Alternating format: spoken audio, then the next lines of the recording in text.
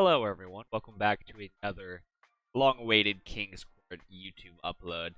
I'm going to try and not rush through this, but get through this faster than I have the last couple times. Believe it or not, this is not the first time I've attempted a video, but it is something that I feel is important. So hopefully this time is the truth. Today, we're going to be talking about a concept that you can use to actually improve gameplay that I think flies under radar when you're actually doing your day-to-day. And that is the concept of intentionality. So what do I mean by that? To establish that, we're going to have to talk about how you actually get better, how a lot of people think you get better, and that's by putting in the hours, which, of course, is a fantastic method for getting better. You know, if you want to get better, you play more. It's a pretty natural way of thinking. Repetition is a great way of doing that. But unlike in other things, like if you were playing a sport, if you were playing basketball, shooting 1,000 free throws would help you get better at shooting free throws. If you were playing an FPS, spending a bunch of time practicing clicking heads would obviously make you better than that, because there's that physical response, right? That physical feedback. You don't have to, even if you didn't think about what you were doing, it would help very much if you were thinking what you were doing while you were doing that, but there's some kind of muscle memory you can improve even if you mindlessly grinding. But when we play Pokemon, only thing that you can influence is going to be your decision making. That's the only input you have on the entire game, and pretty much the entirety of what decides the outcome. Obviously, there's RNG, but in regards to what you, the player, can control, only input that you have is decision making. So how do you improve decision making? It's not going to be by mindlessly grinding. Obviously, you need to play the game, but here's the main point I want us to think about in regards to intentionality. What is that? What does it mean? Anytime you make a decision in Pokemon Craft, obviously this applies to gameplay the most, but also make decisions when you decide to draft a Pokemon. When you decide to change something, bring prep week to week. These are all decision points. You should have intentional reasoning behind those choices, because once you establish the reason that you did something, then you can actually go back and establish, did this actually reach that goal? Was it successful? And if not, how can I change? How can I improve? So in that process of being intentional, having some kind of goal for your actions, having some kind of process decision making, not only does that, first of all, just make you think your decision making a little more often, that will obviously show some positive benefits, but it also allows you to go back and evaluate whether or not those decisions that you made were successful. Because I think it can be very tempting many times in Pokemon to just kind of click some things, take some decision points for granted, not actually think about why you're doing things, and then when you want to go back, you want to just say, hey, where did I go wrong? How can I improve? You don't have a reference point for that. And so that's kind of where this idea comes in. And like I said, this can show many times throughout the game. And it can be applied for many different things, even some things that you really wouldn't particularly think about, like if you're adding something to the builder. Say you're adding Meowscarada. It's the best Mon, you're bringing it literally every week, no matter what. You should still think, okay, every time you put this Mon in, even though there's no chance you're not going to bring it, you should be thinking, what is the purpose of this Mon? What is it going to do? Because it will help you make those decisions better. It'll help you evaluate whether or not that set was successful. So, this decision has two benefits, like I said before.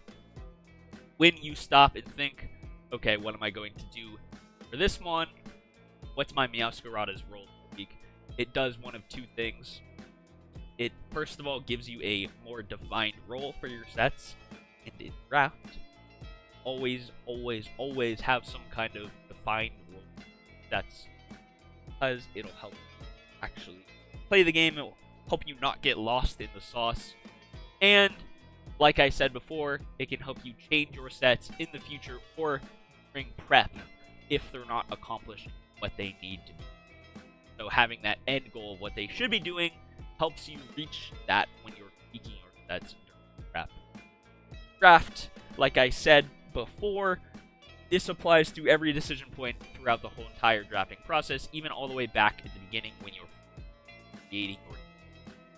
And despite the fact that it can be fairly hard to think back, to actually remember why you drafted each one, it can be very beneficial, because I think this is one of the points that draft players really forget to apply intentionality and apply reasonings to why they make decisions. In fact, many a times once you get 8 weeks into the season, 9, 10 if you're in playoffs, it can be hard to remember that these Pokemon on your team came from a decision you made at all. It's kind of just, reality at that point.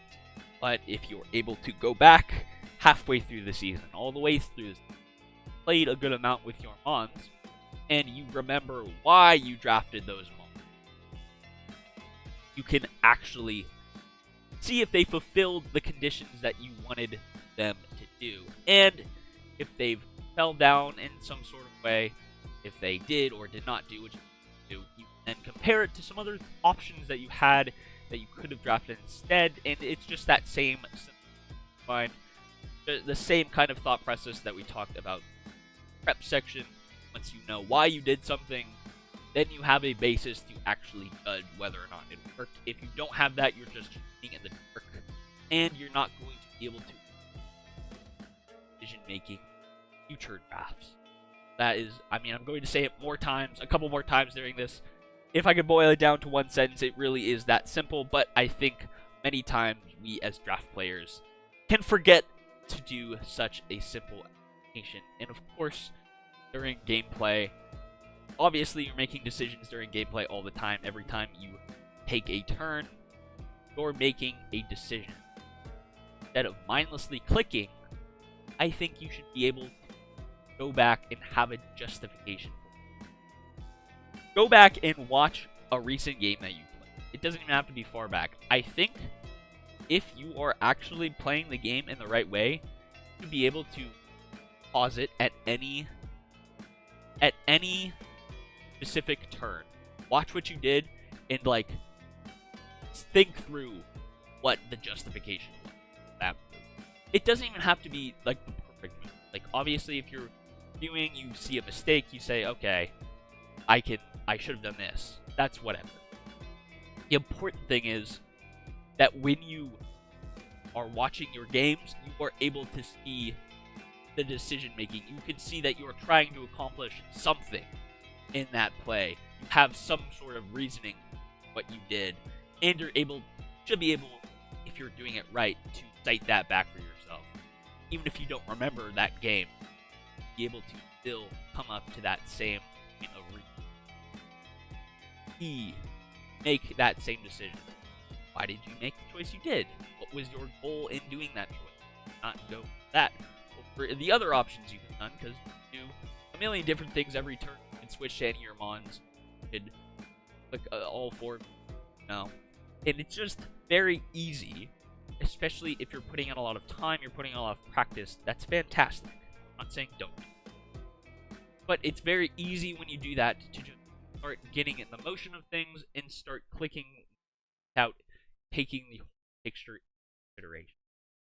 But first of all, that your decision making in the moment is going to get worse, and you're not really going to be able to judge why it was a bad decision unless you think through it. You need to be able to know why you made the choice that you did. So let's just do a little practical example here. I am team left, of course, and this is a very, very early turn in the game. But I'm forced with a decision. Stay in, get knocked off by the Cyclozar, or do I want to go to my Clef, get that knocked off, maybe even take a double edge? Kind of scary. In the moment, I stay in, I take this knockoff. My Porygon 2 is significantly less tanky than it should later. But if we were to fast forward a couple of turns into this match, eventually my Porygon 2 is very missed. I don't really have a good answer in Dango, And because I let this guy get knocked off, I eventually lose the pressure that Goldango creates. But we can go back because I remember my thought. I valued my Clefable HP more than my port. And that's why I stay in and I can have a takeaway from it. Okay, remember why I made that decision. Now we know that was flawed because I should have realized my Porygon HP, my Clefable HP. What's the takeaway from that? I need to have a better process for evaluating which Pokemon are actually more. I actually need HP, especially early in the game, because these can have a lot of effects later down in the line. So you can see how knowing why I made a decision actually has a tangible benefit to my future decision making. I can improve upon that because I remembered why I did this in the moment. So, here's the big takeaway. I'm going to repeat everything I've said because it really is a very simple. I'm not going to lie to you. It is a very, very generic advice, but I think where it gets lost of draft players is that it's very easy to forget that you're making a decision and you actually are, especially in things like prep, in things like draft. But even once you put in a lot of hours in gameplay, it can be very easy to mindlessly click things, and you're not going to be able to upon your future decision making unless you have some sort of intentionality behind them. This is probably, there's a good chance you're watching this, you're like, this is stupid. Is a completely obvious concept. I won't lie to you. It is. And also, you can apply this to getting better at a lot of things, not just Pokemon. But again, I felt as though when it comes to draft in particular, it's very easy to forego this process. And I think a lot of players are stunting their growth a little bit when they don't try to be intentional in their choice. So that's all for me today. I hope you very much enjoyed this. If you didn't, feel free to leave a very long-winded hate message in the comments. I'll very much that. If you want to join King's Court Pokemon Draft League, if you're watching this around the time that this video goes up, feel free to join the server. We'll be starting up signups for our next season very soon in the future, so look forward to that. And also, since it's the off season, I'll definitely be trying to pump out a few more videos, so look forward to that as well. If you made it this far, thank you very much. Have a good day, and good luck in draft.